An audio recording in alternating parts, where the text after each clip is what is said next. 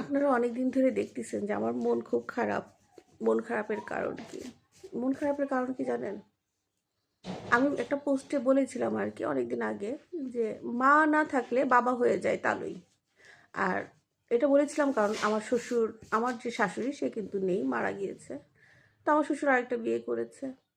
সে বিয়ে করে ঢাকাতে থাকে, ফ্ল্যাট কিনছে, অনেক ভালো আছে আলহামদুলিল্লাহ। আমার শ্বশুর মুক্তিযোদ্ধা, তারপরে আবার সে সরকারি চাকরি করতো। এখন আমার শাশুড়ি মারা যাওয়ার পরে সে আবার আরেকটা বিয়ে করেছে।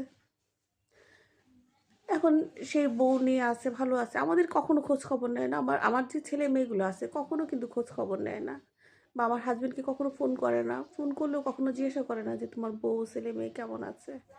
তো সেই জন্য আমি বলেছিলাম যে মা না থাকলে বাবা হয়ে যায় তালুই। আর এটা হলো আমার অপরাধ। এই অপরাধের কারণে মনে করেন এখন আমার জীবনটা ধ্বংসের পথে চলে আসছে।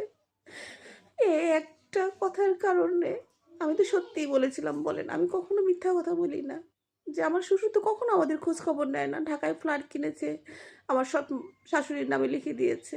যা করছে সে, মেয়েকে লাখ লাখ টাকা দিচ্ছে, মেয়েকে লাখ লাখ টাকা খরচ করে বিয়ে দিয়েছে। কিন্তু আমার বা আমার দেবরের কখনো কোনো খোঁজ খবর নেয় না। মানে আমার হাজবেন্ড, আমাদের ফ্যামিলি, আমার দেবরের যে ফ্যামিলি, কখনো কোনো খোঁজ খবর নেয় না। আমাদের ভালো মন্দে সে নাই। সে আছে তার শুধু মেয়ে, তার বউ। আর এটা যদি বলা হয় তাতে তাতে হয়ে যায় ছেলের বউ খারাপ। এটা নাকি আমার খুবই অন্যায় হয়ে গিয়েছে, খুবই পাপ হয়ে গিয়েছে। তো আমি আপনাদের কাছে আসলে সরি বলতেছি যে এটা যদি পাপ হয়ে যায়, যে মা না বেঁচে থাকলে বাবা হয়ে যায়, তাহলে এই কথাটা বলা আমার অন্যায় হয়েছে। কারণ আমাদেরকে খোঁজ খবর নেয় না। আমাদেরকে আমাদের মানে এখানে একটা ভালো জায়গা আছে যেটা থেকে বাড়ি করা যায়, সেখানে আমাদেরকে বাড়ি করতে দিবে না। কারণ কি বলে যে আমি মারা যাওয়ার পরে তোমরা পাবা।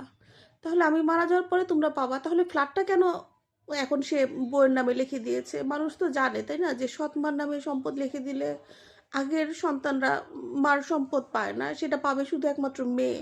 তাহলে সে কেন বাবা হয়ে অন্যায় করছে? আর এটা অন্যায় করছে, এটা বলতে গেলেই এটা হলো পাপ। এটা এটা বলা যাবে না।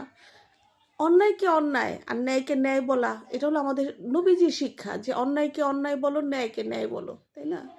সে তার সম্পদ বউকে, মেয়েকে লিখে দিচ্ছে, ছেলেদেরকে বঞ্চিত করছে। ছেলেরা অসহায়, মনে করেন ছোটবেলা যখন মা না থাকে তাদেরকে যেভাবে অত্যাচার করেছে সৎমা, তাদের মনে করেন মন মানসিকতা যে প্রতিবাদ করবে বাবার কাছে, বা বাবার কাছ থেকে যদি ভালোবাসা পায় তাহলে মানুষ বাবার কাছে যে বলতে পারে।